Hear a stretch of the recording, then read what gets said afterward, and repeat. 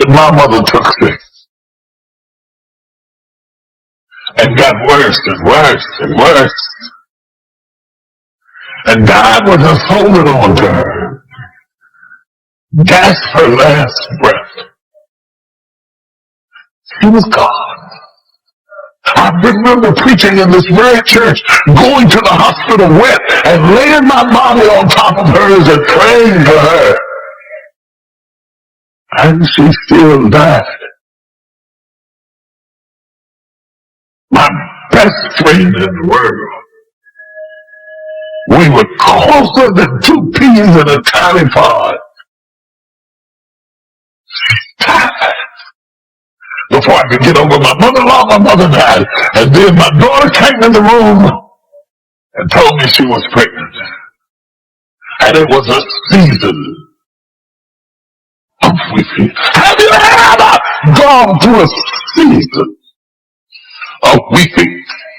That before you can get out of this, here comes something else, and your heart is overwhelmed, and you smile in front of people as best you can, but you go home. Please, please let me go home so I can go back to being real. Because I'm tired of faking the smile. What you gotta do to get the life that God wants you to have, you gotta put more air in your bubble. You got to blow your bubble up. Expand yourself. Take yourself out your comfort zone. Do not live in your bubble. Put some more air in your bubble. If you stay in your comfort zone, that's where you will fail.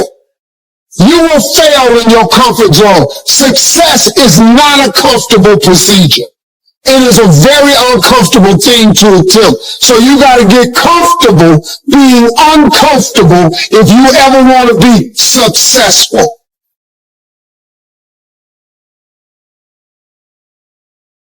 I'd love to tell you, if you go out here and get rich, do a couple of things, they happen. You got to get real doggish. You got to get downright funky if you want to make it. Now, like I was telling you before, if you want to be ordinary, you ain't even got to listen to me. Just go on about your business. If you think ordinary is cool, ain't no problem. It's some really, really wonderful ordinary people. But if you are sitting in this room and you have extraordinary aspirations, then you will have to do extra. You put extra on top of ordinary and you come up with extraordinary. It's no other way. I'm sorry. But here's the fact. All of you have extraordinary capabilities. All of you. You have to decide if you are willing to do the things to put you in that category. Rich people don't sleep 8 hours a day. That's a third of your life. It ain't but 24 hours in a day. You cannot be asleep 8 hours a day. You can't live in LA and wake up at 8 o'clock in the morning. It's 11 o'clock on the East Coast. The stock market been open 2 hours. They already making decisions about your life and your ass will sleep.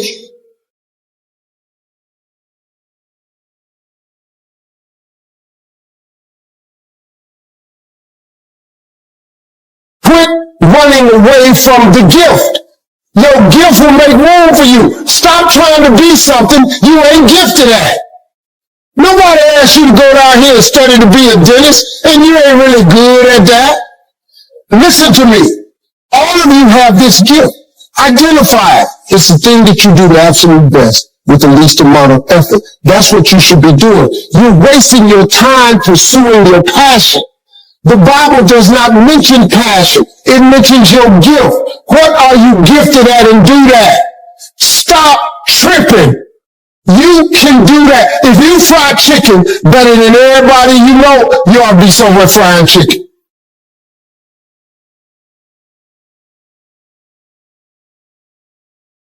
My biggest advice to give everybody in the world is, like I say, we live in an external world.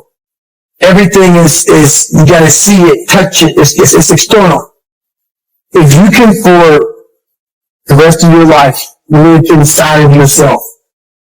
Stop listening to people who are calling you fat, gay, transsexual, nigger. Everything that is makes no sense. All these insecure people putting insecurities on you, you gotta flush it out.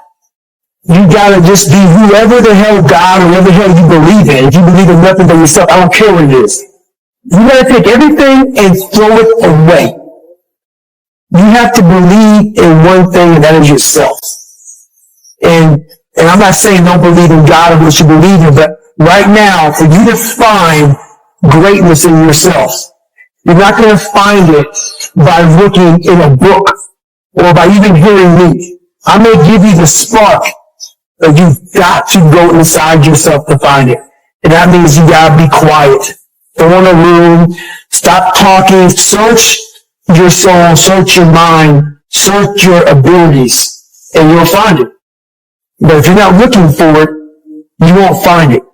So you got to go start your journey. And the journey starts with you finding, why the hell am I here on this planet Earth? Why am I here? And if you don't know that, you will live the rest of your life searching, always asking the question, why?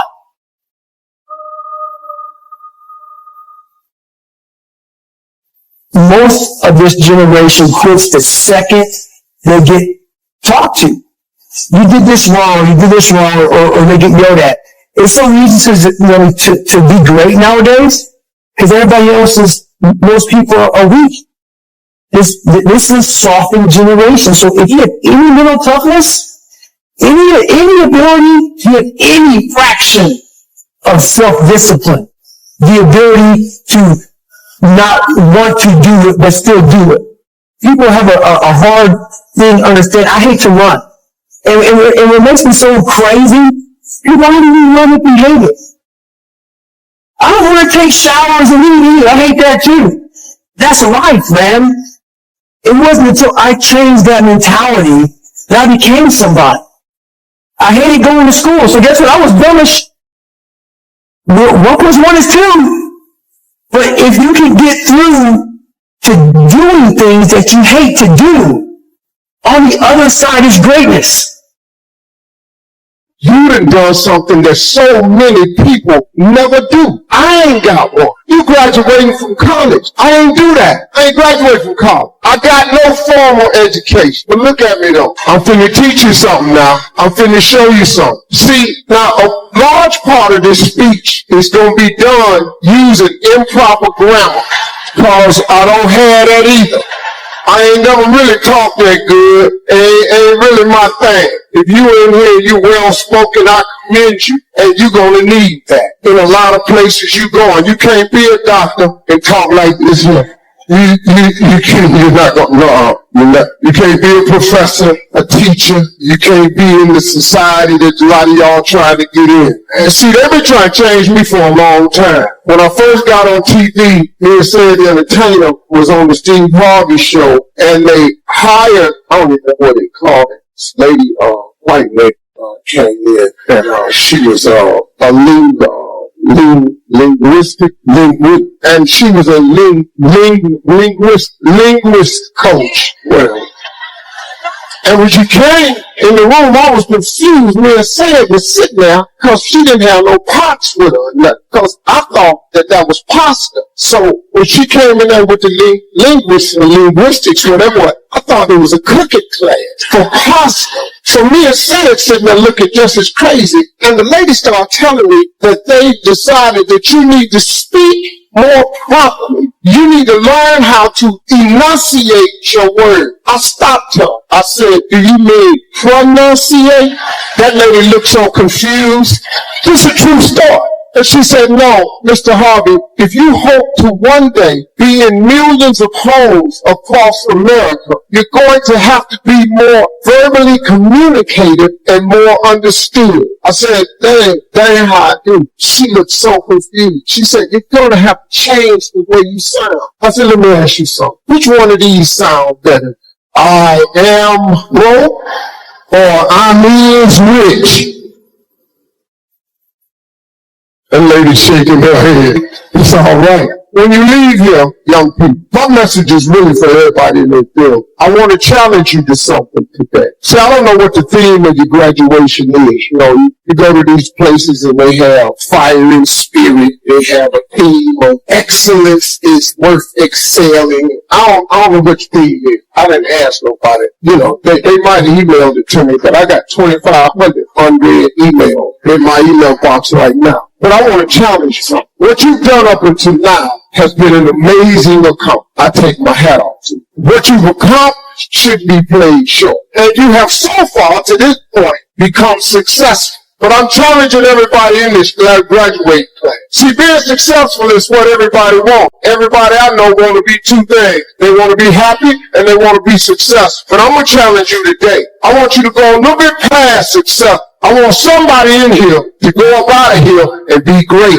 There is a difference, you know. There is a difference between success and greatness. Success, you get your degree, that's successful. You get a job, that's successful. You raise a family, that's successful. So far, the success you have has been for yourself. You're successful. Congratulations. But you didn't get this piece of success by yourself. You see these people around this building?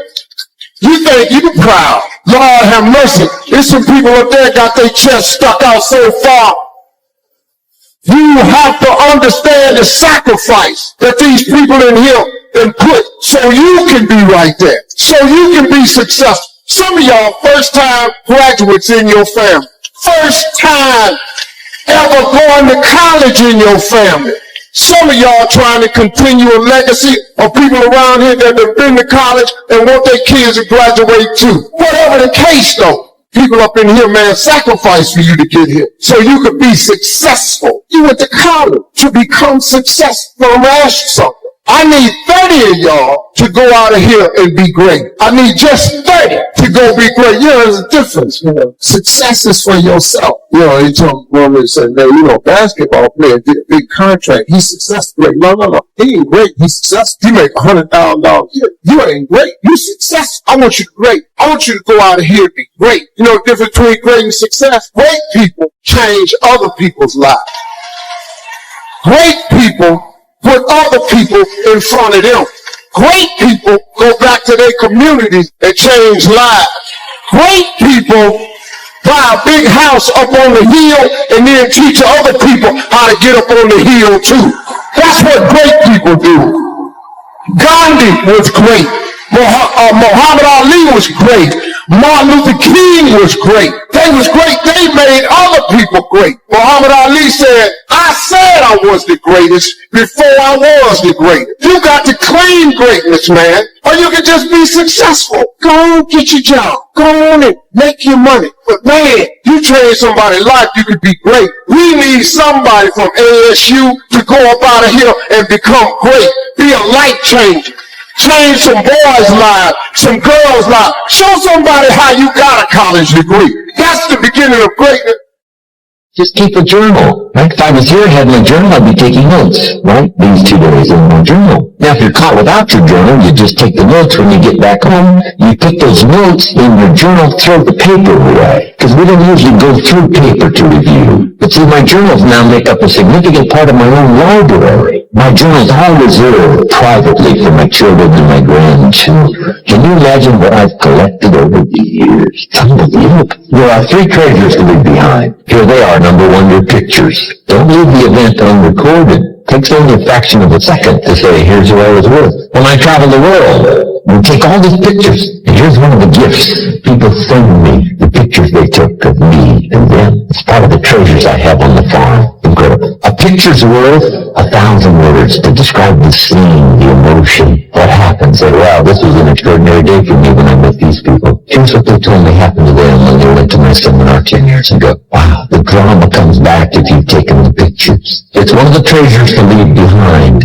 when you go. Remember the old photographs that we have now, 100 years ago, 70, 80 years ago, just a few photographs? What would it be like if you had thousands of photographs of the past, of your history, your mother, your father, grandparents? So change all of that now for you. your children. Leave all your photographs as a record. Here's what's next to leave behind, and that's your library. The books that changed your life, the books that changed your health, the books that rescued you from oblivion, the books that you passed on to other people. They were so exciting for you. The books that made you financially independent, the books that developed your leadership, the books that gave you wisdom to ponder when things were tough, the books that got you through the winter, the books that helped you to plant in the spring and harvest in the fall.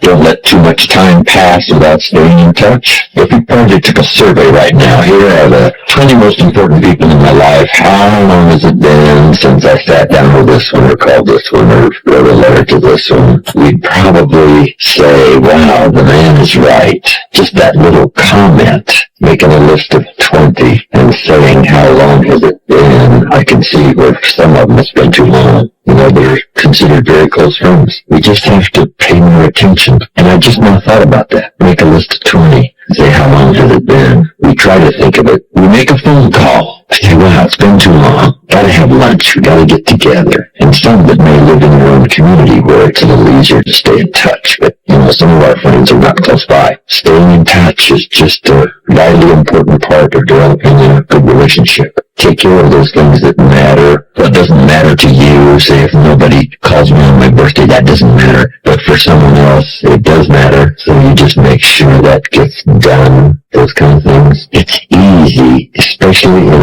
a busy society. And like myself, you know, getting on an airplane, flying off to some other country, and be so busy doing that, and the preparation for doing it, and then recovering when you get home. It's easy to let things slide, but we always later have some regrets that we didn't stay in touch more often, especially somebody older that passes, right? They say, well, I should have made more phone calls and stayed in touch. But whatever it takes to keep a good relationship going, it's like tending a garden. You can't let it go too long without tending the things that matter, making sure it flourishes, something well-nourished, which is true of all of our values. We must protect them like a father and nourish them like a mother to make sure they give us full value. And then be of full value to someone, not that you have to be around all the time, but to be available. There's an ancient phrase, here's what it says: if you try to save your life, you will lose it. But if you will lose your life, meaning if you will invest your life, that's the best way to save it and to multiply it many times over. So here's the phrase: investing life into life has the potential of creating miracles. Investing life into life. Investing life into life creates a new baby. But investing life into life with ideas, information, association, influence can create enterprise, can create a corporation, can create a business, can create a movement, can create something that benefits many more people than just those few that might have invested in each other's lives. So that should be one of your goals, is to be valuable enough to invest in somebody else's life. Starting first if you're married with your children, and then invest in each other. Marriage and friendship, these associations are a chance to invest in each other, a business enterprise.